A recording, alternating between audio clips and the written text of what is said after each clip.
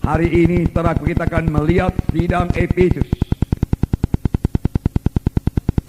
Tetapi supaya kita lebih mengerti lagi mengenai sidang Efesus, saya mau menerangkan sedikit saudaraku mengenai sidang Antiokhia ini.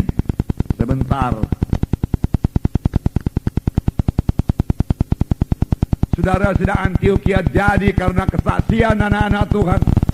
Dan firman Tuhan berkata dan tangan Tuhan menyertai kesaksian mereka itu, sehingga sejumlah besar orang diselamatkan. Pujilah Tuhan yang senantiasa menepati janjinya. Tiap-tiap kali anak-anak Tuhan saudaraku mengabarkan Injil, Tuhan menyertai mereka. Tuhan meneguhkan firman itu dengan kuasanya, dengan tanda ajaib dan mujizat. Tuhan memberikan hasil pada kesaksian mereka itu. Tuhan memberikan hasil pada pekabaran Injil mereka itu. Karena Injil berkuasa. Roma 1 ayat 16 berkata, Injil adalah kuasa Allah yang menyelamatkan. Injil itu punya kuasa. Sepanjang kita membawa Injil, kita membawa kuasa Tuhan yang menyebabkan jiwa-jiwa sampai kepada keselamatan. Dan kabar tentang jiwa-jiwa yang diselamatkan ini saudaraku sampai di Yerusalem. Lalu Yerusalem mengutus Barnabas untuk berangkat ke Antiokhia. Dan minggu yang lalu kita telah melihat bahwasanya Barnabas itu seorang yang baik, yang mengasihi jiwa-jiwa. Dia mengenal kasih karunia Allah, dan dia bersyukur dan bersukacita melihat kasih karunia Allah. Lalu dia memanggil Saulus, dan bersama-sama mereka mengajar sidang Antiokhia 1 tahun lamanya. Diajari tiap-tiap hari, dan hasilnya di Antiokhia lah mereka mula-mula disebut orang Kristen. Tentunya saudaraku, hidup mereka berubah. Saudara, sampai sekarang siapa saja yang hidup dalam Yesus, siapa saja yang selamat dan lahir baru, hidupnya mesti berubah. Jangan katakan saya sudah lahir baru, tetapi tidak ada perubahan dalam hidup saudara. Dan saudara belum lahir baru, saudara perlu membaharui penyerahan diri saudara kepada Tuhan. Dengan sungguh-sungguh saudara menerima Yesus sebagai Tuhan dan Juru Selamat saudara, bertobat meninggalkan semua dosa, maka seluruh hidup saudara akan berubah. Kutuk dosa dilepaskan dari saudara. Berkat Abraham jadi milik saudara. Hati saudara terbuka, saudara mengenal Yesus sebagai Tuhan dan Juru Selamat saudara. Dan firman Tuhan berkata, siapa yang ada dalam Yesus, ia adalah kejadian yang baru. Perkara lama sudah lenyap, perkara baru sudah timbul. Jangan katakan saya ada dalam Yesus tapi tidak ada perubahan apa-apa dalam hidup saudara. Saudaraku yang kekasih dalam nama Tuhan Yesus. 1 tahun mereka tinggal, 1 tahun mereka mengajar, dan di Antiokhia lah saudaraku mereka disebut Kristen. Dari sini saudaraku kita mengambil kesimpulan bahwasanya dalam pekerjaan Tuhan ini kita selalu menekankan menginjil, menginjil, kabarkan Injil, kabarkan Injil kepada seluruh suku, bangsa dan bahasa. Kabarkan Injil. Bagus sekali. Saudara, karena itu merupakan pengenapan perintah agung. Tetapi saudaraku, pekabaran Injil saja tidak cukup saudaraku. Pekabaran Injil harus diikuti dengan pemuritan. Sama seperti diperbuat oleh Barnabas dan Saulus. 1 tahun lamanya mereka mengajari jiwa-jiwa itu, sehingga mereka disebut orang Kristen, sehingga mereka mengerti berdoa, sehingga mereka mengerti beriman, sehingga mereka memiliki karakter Kristus. Hidup mereka betul-betul berubah.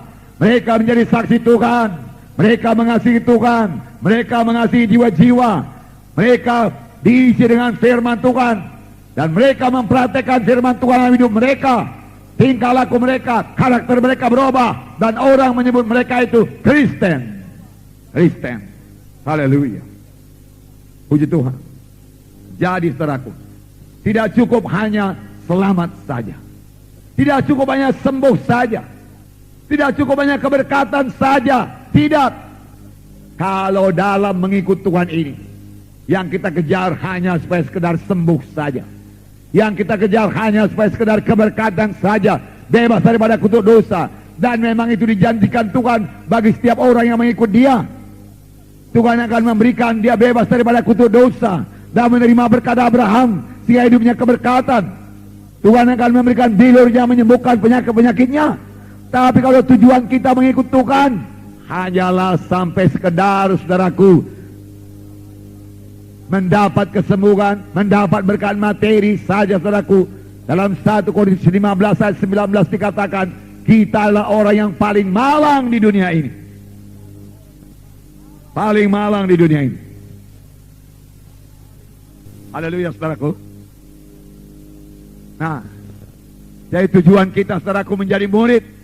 Perintah agung juga berkata, saudaraku, kabarkan Injilku. Jadikanlah sekalian bangsa menjadi muridku. Saudara yang kekasih dalam nama Yesus, pola ini berlaku terus dalam Alkitab. Kita akan melihat hari ini, saudaraku, dalam Kisah 19, hal yang sama berlaku lagi. Bukalah Alkitab saudara, Kisah Rasul pasal 19. Kita akan membaca ayat 1 sampai 10. Mari kita membaca bersama-sama. Saudara sudah dapat? Mari. Ketika Apolos masih di Korintus, Paulus sudah menjelajah daerah-daerah pedalaman dan tiba di Efesus. Di situ didapatinya beberapa orang murid. Katanya kepada mereka, sudahkah kamu menerima Roh Kudus ketika kamu menjadi percaya? Akan tetapi mereka menjawab dia, belum, bahkan kami belum pernah mendengar bahwa ada Roh Kudus. Lalu kata Paulus kepada mereka, kalau begitu dengan baptisan manakah kamu telah dibaptis? Jawab mereka, dengan baptisan Yohanes. Kata Paulus, baptisan Yohanes adalah pembaptisan orang yang telah bertobat,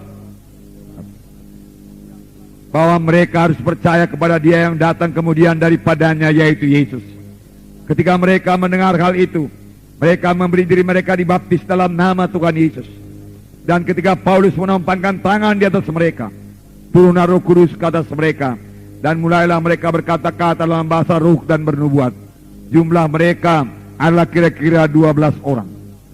Selama 3 bulan Paulus mengunjungi rumah ibadat di situ dan mengajar dengan berani. Oleh pemberitaannya ia berusaha meyakinkan mereka tentang kerajaan Allah. Tetapi ada beberapa orang yang tegar hatinya.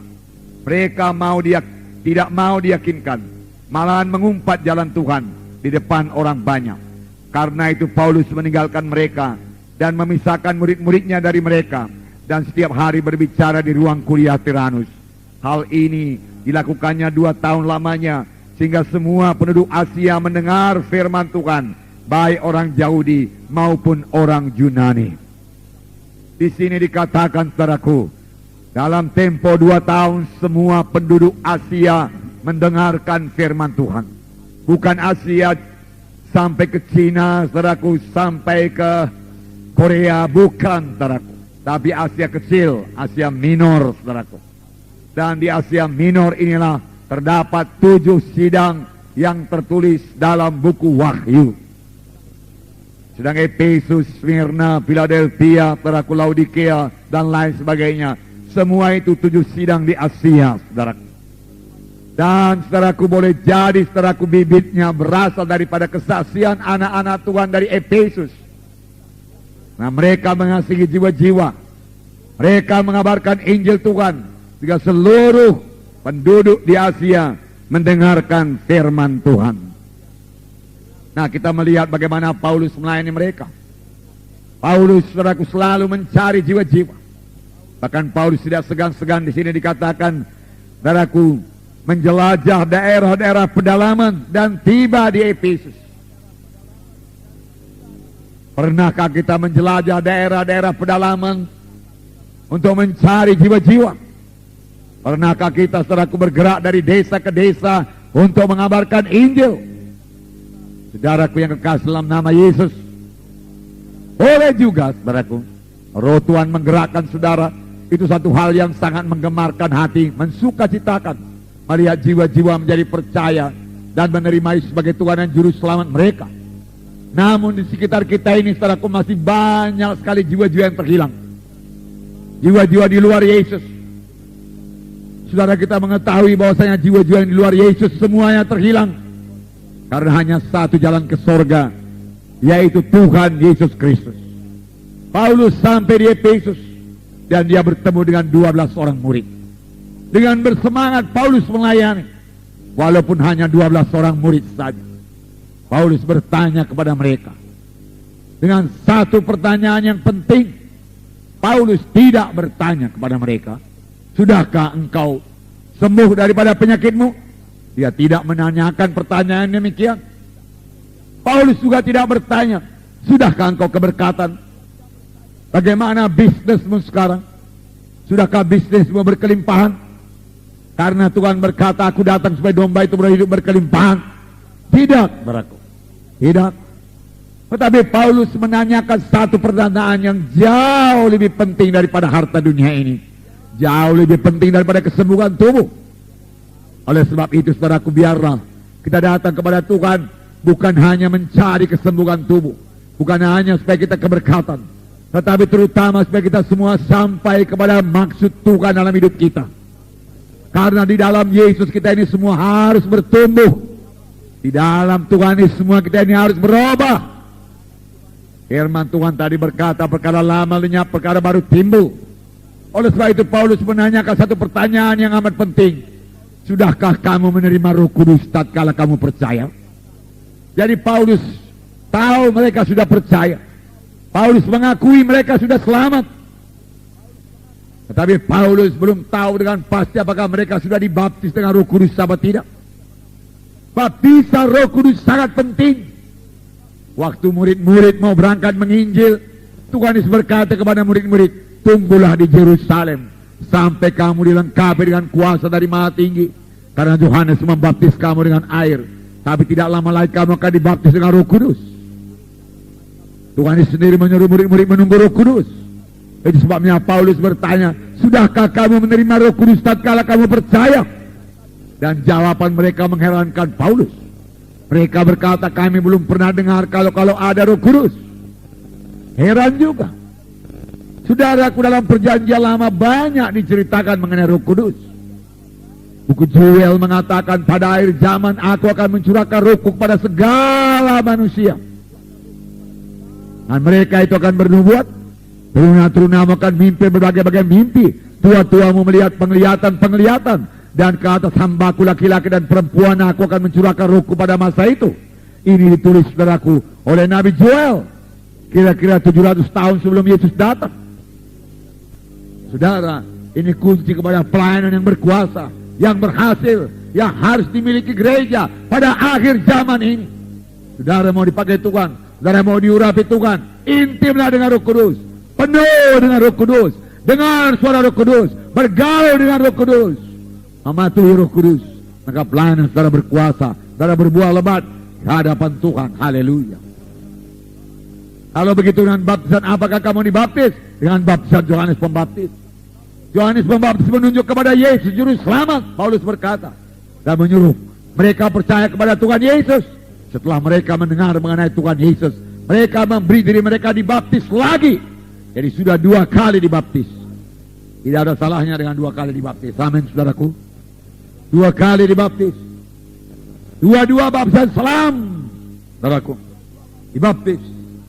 Dan pada waktu Paulus menumpangkan tangannya atas mereka, mereka penuh dengan Roh Kudus, mereka berbahasa roh, mereka bernubuat, sama seperti pada waktu Roh Kudus turun di Yerusalem pada pertama kali. Bagaimana angin ribut turun, dan mereka penuh dengan Roh Kudus, mereka berbahasa roh, mereka bernubuat, mereka memuliakan Allah. Amin, saudara. Puji Tuhan. Mereka sudah dapat Roh Kudus. Cukupkah sudah menerima Roh Kudus? Jadi mereka mengalami 3 baptisan. Baptisan Yohanes, baptisan dalam nama Yesus, baptisan selam, kemudian baptisan Roh Kudus. 3 baptisan. Tidak heran buku Ibrani berkata, pengajaran tentang pelbagai baptisan, bermacam-macam baptisan, boleh kita terima. Selesaikah pelayanan Paulus? Tidak, berarti 3 bulan lagi dia mengajar lagi di situ dengan berani. Haleluya. Tiap-tiap Roh Kudus turun, tiap-tiap Roh Kudus memenuhkan kita, saudaraku, kita menjadi berani. Kita perlu keberanian pada akhir zaman. Tahukah saudara bahwasanya setan takut kepada orang Kristen yang berani, tapi setan tidak takut kepada orang Kristen yang pengecut. Setan juga tidak takut kepada orang Kristen yang kedagingan, keduniawian. Nah, setan hanya takut pada orang Kristen yang mau hidup suci, hidup benar, hidup menyangkal diri dalam Roh Tuhan. Mereka akan penuh dengan Roh Kudus. Ucapan mereka berkuasa. Kapan mereka keluar dan menengking setan dalam nama Yesus, dalam nama setan keluar, setan mesti keluar. Haleluya. Puji Tuhan. Berani. Dalam buku Wahyu dikatakan, mereka tidak menyayangkan nyawanya sampai kepada kematian sekalipun. Dan mereka mengalahkan setan itu, naga itu, dengan perkataan kesaksian mereka dan dengan darah domba itu.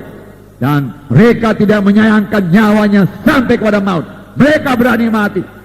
Kepada orang-orang yang seperti ini, setan gemetar. Haleluya, saudaraku. Takut setan itu.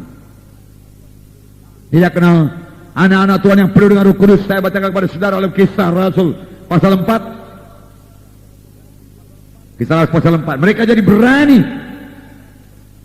Roh Kudus memberikan keberanian. Roh Kudus bukan roh yang penakut. Saya bacakan Kisah pasal 4 ayat 8. Maka jawab Petrus penuh dengan Roh Kudus, hai pemimpin-pemimpin umat dan tua-tua. Haleluya. Maka jawab Petrus penuh dengan Roh Kudus. Jawaban yang diberikan Petrus, jawaban ini diberikan Petrus pada waktu dia penuh dengan Roh Kudus. Jawaban dari anak-anak Tuhan yang penuh dengan Roh Kudus lain daripada yang tidak penuh dengan Roh Kudus. Pelayanan daripada anak-anak Tuhan yang penuh dengan Roh Kudus lain daripada pelayanan dari anak-anak Tuhan yang tidak penuh dengan Roh Kudus. Nyanyian dari anak-anak Tuhan yang penuh dengan Roh Kudus lain daripada nyanyian anak-anak Tuhan yang tidak penuh dengan Roh Kudus. Huruf itu mematikan, tapi Roh itu menghidupkan. Saudaraku, Roh Kudus, saudaraku, tidak bisa, saudaraku, ditipu-tipu, saudaraku. Tidak, saudaraku. Dia jelas, dia berkuasa. Saudara, saya tidak bisa membuat diri saya seolah-olah penuh dengan Roh Kudus kalau saya tidak penuh dengan Roh Kudus. Saya tidak bisa berpura-pura penuh dengan Roh Kudus. Segera jiwa-jiwa mengetahuinya dan merasakannya. Bahwa saya tidak ada kuasa dalam ucapan yang saya sampaikan, tidak ada firman Tuhan yang berkuasa yang saudara terima. Saudara, kuasa hanya datang saudara kalau kita penuh dengan Roh Kudus. Dan penuh dengan Roh Kudus memberikan keberanian. Maka jawab Petrus yang penuh dengan Roh Kudus, tidak ada keselamatan dalam siapapun juga di bawah kolong langit ini. Hanya ada satu nama yang dalamnya kita beroleh selamat, yaitu nama Yesus. Hanya dalam nama Yesus manusia ini bisa selamat. Satu pernyataan yang sangat kuat dan teguh yang bawa berkat bagi kita sampai sekarang ini. Puji Tuhan, saudaraku. Ini diucapkan oleh orang-orang yang penuh dengan Roh Kudus. Itu sebabnya firman Tuhan berkata, hendaklah kamu senantiasa penuh dengan Roh Kudus. Karena pelayanan saudara pada saudara penuh dengan Roh Kudus lain daripada pelayanan saudara pada saudara tidak penuh dengan Roh Kudus. Saudara, Tuhan menghendaki kita senantiasa penuh dengan Roh Kudus. Tuhan mau kita bergaul dengan Roh Kudus.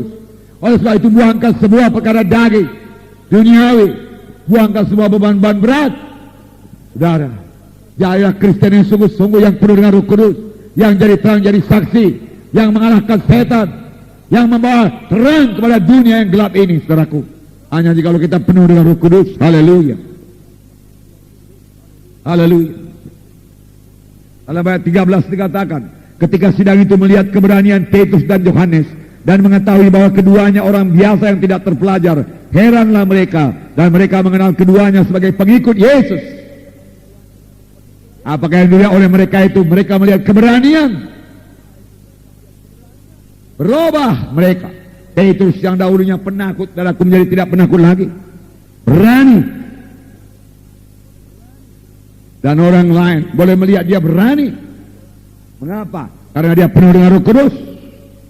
Ayat 31. Dan ketika mereka sedang berdoa, goyanglah tempat mereka berkumpul itu, dan mereka semua penuh dengan Roh Kudus. Lalu mereka memberitakan firman Allah dengan berani. Haleluya. Mereka memberitakan firman Allah dengan berani karena mereka penuh dengan Roh Kudus. Sampai sekarang Roh Kudus memberikan hal yang sama bagi kita. Kita bisa jadi berani sepanjang kita bersandar pada Roh Kudus. Amin, saudaraku. Dan kita menjadi saksi Tuhan. Nah, dan dikatakan dalam kisah 19 tadi, Paulus mengajar dengan berani. Tetapi banyak orang tidak menerima. Banyak orang tegar hatinya, keras hatinya, dan tidak mau diyakinkan dan mengumpat jalan Tuhan itu di muka orang banyak. Ketika Paulus melihat hal tersebut, ia meninggalkan mereka dan memisahkan murid-murid dan menyewa satu gedung tempat kuliah, ruang kuliah Tiranus. Dan di situ dia mengajar, saudaraku, 2 tahun lamanya, sampai seluruh Asia mendengarkan firman Tuhan. Haleluya. Apakah yang diajarkan oleh Paulus? Mengapa dalam tempo 2 tahun seluruh Asia mendengarkan firman Tuhan? Padahal pada waktu itu tidak ada telepon. Kalau ada telepon, saudaraku, lebih mudah. Alat-alat komunikasi masih sangat terkebelakang. Belum ada mobil. Paling-paling ada kapal tanpa mesin, kapal layar atau kapal dayung. Tapi seluruh Asia mendengarkan firman Tuhan.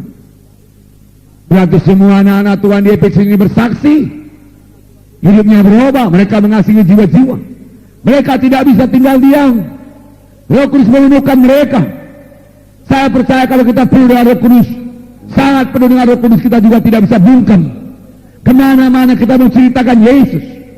Sampai kita diejek orang. Tapi pujilah Tuhan, kalau kita diejek karena kita memberitakan Yesus, bukan karena kebodohan kita, atau karena dosa kita, atau karena kejahatan kita. Tapi karena kita berbuat baik dan kita memberitakan Yesus, kita mengaku Yesus, saudaraku, kita, saudaraku, mendapat aniaya, mendapat tekanan. Haleluya. Firman Tuhan berkata, kamu akan menerima warisan bersama-sama dengan Kristus, yaitu jikalau kamu juga sama-sama menerima aniaya bersama-sama dengan Dia. Saudara, apa yang diajarkan Paulus perlu bagi kita. Mari bersaksi. Kasihan jiwa-jiwa yang terhilang. Kasihan. Mohon kepada Tuhan supaya Tuhan memberikan beban kepada saudara. Sehingga saudara terbeban, merasa kasihan. Mereka ke neraka. Mereka tanpa Yesus. Mereka terhilang. Dan selama dalam dunia ini mereka ditimpa oleh berbagai keberatan, kegelapan. Mari bersaksi. Apakah yang diajarkan Paulus? Supaya kita mengerti, kita kembali kepada, kita buka surat kiriman Paulus kepada Efesus. Yang pasti surat kirimannya tidak bertentangan dengan apa yang diajarkannya saudaraku selama dia di Efesus. Surat kiriman kepada sidang Efesus ditulis dari penjara di Roma. Haleluya. Paulus dalam penjara di Roma tidak tinggal diam. Paulus dalam penjara di Roma, saudaraku, tidak putus asa. Paulus dalam penjara di Roma bukan mengeluh, bagaimana Tuhan nasibku ini, Tuhan, Engkau menyuruh aku menginjil, akhirnya aku sampai di penjara. Mereka memenjarakan aku, di mana kuasamu? Tidak. Dia berbuat apa yang bisa dia perbuat, dan saya yakin Roh Kudus memimpinkan dia. Dia menulis banyak surat kiriman dari penjara. Saudara mahasiswa yang sudah kitab Rema mengetahui surat kiriman mana saja yang ditulis dari penjara. Salah satu surat kiriman pada sidang Efesus. Saya bersyukur, saudaraku, Paulus bisa masuk penjara. Haleluya. Saya menerima berkat daripada surat-surat kiriman penjara ini, saudaraku. Kalau sekarang Paulus di dalam penjara, dia tidak menulis surat demikian. Tetapi karena di dalam penjara dia tidak menginjil, dia menulis surat yang berguna bagi kita, membawa berkat bagi kita. Paulus mengeluh di penjara atau mempersalahkan Tuhan di penjara, dia tidak jadi menulis surat. Dia tidak berada dalam pimpinan Roh Kudus, tetapi dalam penjara. Surat Filipi juga, saudaraku, ditulis dalam penjara. Bahkan dalam surat Filipi dikatakan, bersukacitalah kamu senantiasa. Sekali lagi katakan kepadamu, bersukacitalah kamu. Rupanya Paulus dalam penjara juga dia bersukacita. Maka dia menyuruh orang di luar penjara supaya bersukacita, karena dia banyak. Boleh jadi pada waktu itu, saudaraku, sidang kurang bersukacita. Harap sidang sekarang bersukacita lebih daripada orang dunia. Amin. Ya. Apa yang dilihat orang dunia? Dia lihat gereja begitu murah. Saudaraku, kalau gereja murah begini, apa yang bisa kami dapat dari gereja? Lebih senang pun kami di luaran ini, dia katakan. Ngapain kami masuk gereja? Mengapa? Karena dalam gereja banyak muka-muka panjang, muka-muka pepaya. Saudara, mengapa tidak muka jeruk manis? Saudaraku, senyum, sukacita. Kalau kita tidak sukacita, bagaimana kita mengajak orang, saudaraku, masuk ke gereja? Di luar sana sudah banyak stres, frustrasi, keberatan, perkelahian, pertengkaran, jiwa-jiwa masih tertekan. Lalu sampai di gereja, dia melihat saudaraku anak-anak Tuhan saudaraku, mukanya busam juga saudaraku. Ya, tidak tersenyum. Saudara, sebabnya terutama karena pikirannya tidak rohani, kurang berdoa, kurang dalam roh Tuhan, miskin daripada firman Tuhan, kurang persekutuan, kurang bergaul dengan roh Tuhan. Mari perbaiki, mari penuh dengan Roh Kudus, berjalan dalam roh Tuhan. Kerajaan sorga bukan dalam makan minum, tapi damai, sejahtera dan sukacita dalam Roh Kudus. Bersukacitalah kamu senantiasa, sekali lagi kekuatan kepadamu bersukacita. Puji Tuhan. Nah, saudara yang kasih dalam nama Yesus, dari surat kirimannya kita mengetahui apa yang diajarkan Paulus. Kita membaca Efesus pasal 1. Mari buka Efesus pasal 1 ayat 15 sampai 20. Mari kita baca bersama-sama, buka Alkitab saudara. Efesus pasal 1 ayat 15 sampai 20. Karena itu, setelah aku mendengar tentang imanmu dalam Tuhan Yesus dan tentang kasih terhadap semua orang kudus, aku tidak berhenti mengucap syukur karena kamu. Dan aku selalu mengingat kamu dalam doaku dan meminta kepada Allah Tuhan kita Yesus Kristus, yaitu Bapa yang mulia itu, supaya Ia memberikan kepadamu roh hikmat dan wahyu untuk mengenal Dia dengan benar, dan supaya Ia menjadikan mata hatimu terang, agar kamu mengerti pengharapan apa yang terkandung dalam panggilannya, betapa kayanya kemuliaan bagian yang ditentukannya bagi orang-orang kudus, dan betapa hebat kuasanya bagi kita yang percaya, sesuai dengan kekuatan kuasanya yang dikerjakannya di dalam Kristus, dengan membangkitkan Dia dari antara orang mati dan menundukkan Dia di sebelah kanannya di sorga. Saudaraku, dikatakan di sini, setelah aku mendengar tentang imanmu dalam Tuhan Yesus dan tentang kasihmu terhadap semua orang, aku tidak berhenti mengucap syukur karena kamu, dan aku selalu mengingat kamu dalam doaku. Haleluya. Saudara pemimpin SKS, pemimpin kelompok sel, ingat jiwa-jiwa saudara dalam doa saudara. Paulus selalu mengingat sidang Efesus dalam doanya. Tentunya Paulus menyebut nama-nama yang semua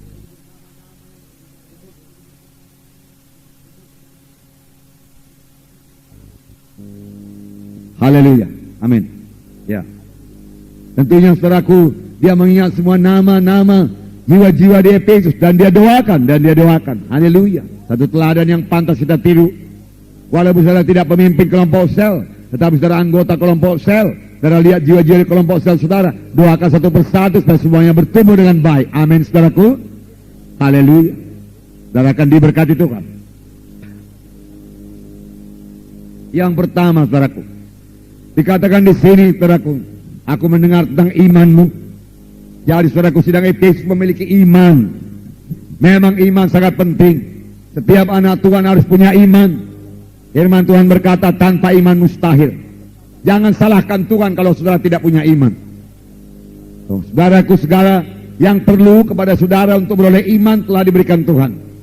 Karena iman datang daripada mendengar firman Tuhan, mengerti firman Tuhan, dan mendengar firman Tuhan. Oleh sebab itu, kalau saudara mau iman, baca firman Tuhan. Saudara mau iman, dengarkan hamba Tuhan yang beriman, yang diurapi Tuhan, yang menyampaikan firman Tuhan yang benar kepada saudara. Jangan dengarkan hamba Tuhan yang tidak punya iman, yang tidak percaya mujizat Tuhan. Jangan dengarkan.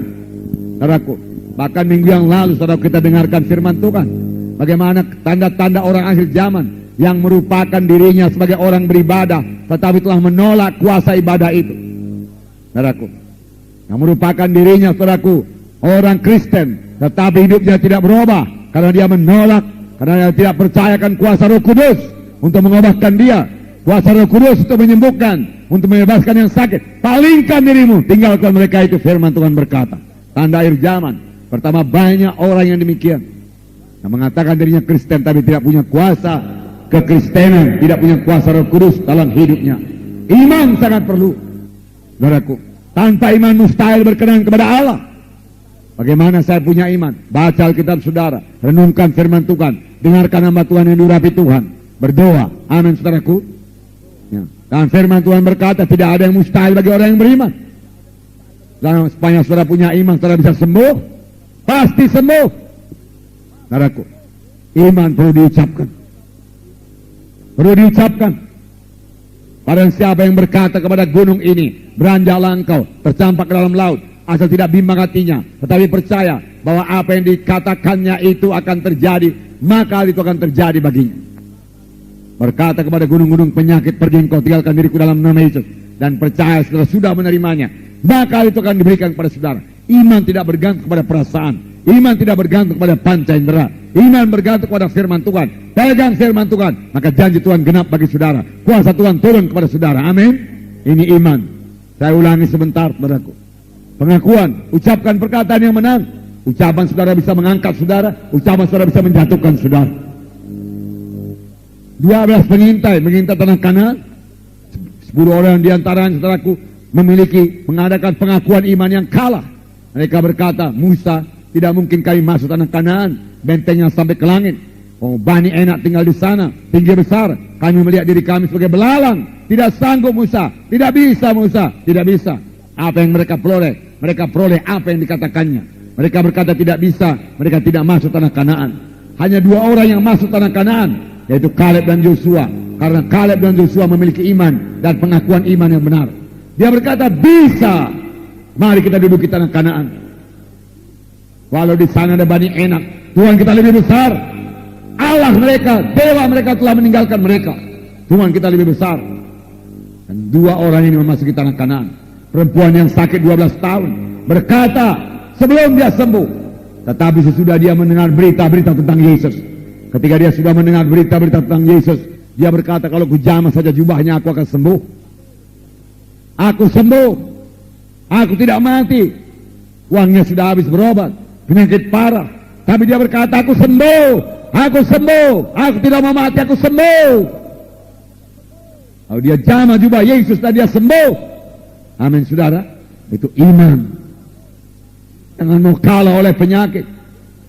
Saudaraku, hidup kita di tangan Tuhan.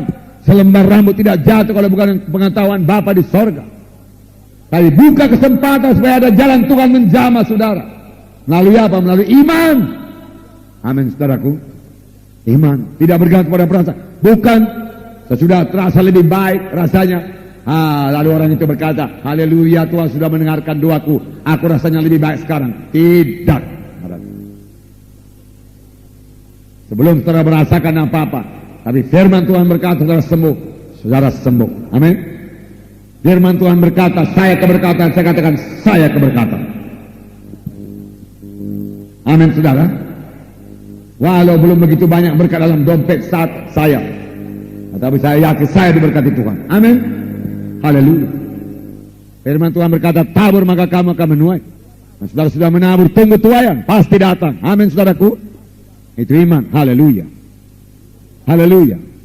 Dan sidang Efesus, saudaraku, Paulus bersyukur karena sidang Efesus memiliki kasih. Kasih. Dia mengasihi orang-orang kudus. Dia mengasihi jiwa-jiwa terhilang. Apa buktinya Pak Munti? Dia mengasihi jiwa-jiwa terhilang. Saudaraku yang kasih dalam nama Yesus. Karena dia mengabarkan Injil, dia bersaksi. Kalau dia tidak bersaksi, seluruh Asia tidak mendengarkan firman Tuhan. Tapi karena dia mengasihi jiwa-jiwa terhilang, dia bersaksi. Tempo 2 tahun seluruh Asia mendengarkan firman Tuhan. Haleluya. Saudaraku, kasih ini adalah kasih Roh Kudus. Saudara, manusia lama kasihnya kepada diri sendiri, kasih hawa nafsu. Tapi kasih Yesus, kasih agape, kasih yang mau berbuat baik, kasih yang mau menolong, kasih yang menginginkan kebaikan dari orang lain. Itulah kasih daripada Tuhan. Kasih yang menginginkan orang lain selamat, kasih yang menginginkan orang lain keberkatan, kasih yang menginginkan orang lain sembuh, kasih yang menginginkan orang lain jadi baik. Jadi sangat bertubrukan, sangat bertentangan dengan sembuh. Ini kasih daripada Tuhan, kasih dari Yesus. Kapan saya terima? Saudara berkata, benar-benar sudah menerimanya. Tetapi barangkali saudara tidak mempraktekannya. Segala sesuatu daripada Tuhan yang tidak dipraktekkan hilang kembali. Saya ulang, segala sesuatu yang daripada Tuhan yang tidak saudara praktekkan hilang kembali. Keselamatan juga kalau saudara tidak jaga, hilang kembali. Kasih juga demikian. Tuhan berkata kepada Timotius, kobarkan karunia Allah yang ada padamu. Kobarkan, praktekkan. Demikian juga kasih, kobarkan kasih Tuhan yang ada pada saudara. Praktekkan kasih Tuhan yang ada pada saudara. Roma 5 ayat 5, saya bacakan. Dan pengharapan tidak mengecewakan, karena kasih Allah telah dicurahkan dalam hati kita oleh Roh Kudus yang telah dikaruniakan kepada kita. Pengharapan tidak mempermalukan, karena kasih Allah sudah dicurahkan dalam hati kita. Kasih dari surga sudah dicurahkan dalam hati kita. Amin, saudara. Sudah, tinggal mempraktekkan saja lagi. Sepanjang saudara sudah lahir baru, kasih saudara dalam saudara. Kalau saudara rasanya belum punya kasih seperti ini, masih mengasihi diri sendiri, mari lahir baru. Pada saat ini, saudara, firman Tuhan juga berkata, bagi jiwa yang baru saya katakan ini, yang mari saya katakan kepada saudara, saudara harus lahir baru. Karena Tuhan Yesus berkata kepada Nikodemus, seorang guru orang Yahudi, yang datang kepada Tuhan Yesus pada waktu malam. Tuhan Yesus berkata kepadanya, Nikodemus, engkau harus lahir baru. Engkau harus lahir baru. Kalau engkau tidak lahir baru, engkau tidak bisa masuk dalam kerajaan sorga. Lahir baru. Amin, saudaraku.